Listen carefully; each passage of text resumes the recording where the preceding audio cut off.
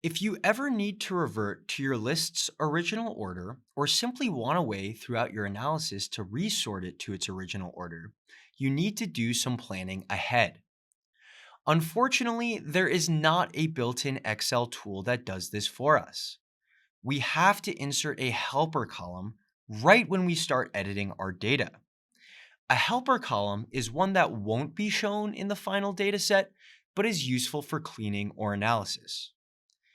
This helper column will contain some sort of identification letter, number, or code to identify the original order of the dataset.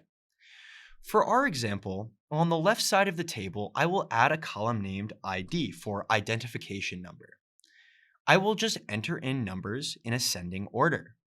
This way, if I ever want to revert back, I can just order it ascending. To do this, I'm going to type 1 and 2 in the first two columns, and then highlight these two, and then use the fill handle double-clicking to fill in the rest.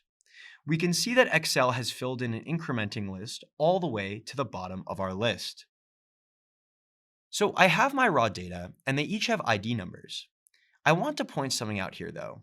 When you add new columns to your Excel spreadsheet, the filters may not automatically extend to your new columns. We can see that this column does not have a filter on it. So you must make sure that you extend your filters to all your columns before you start sorting or filtering it. Otherwise, the order of the table will get all messed up.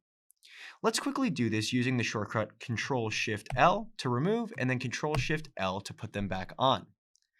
Now, no matter how I sort my data and how I mess it up, I can always go back to my ID number and sort smallest to largest to get my original order.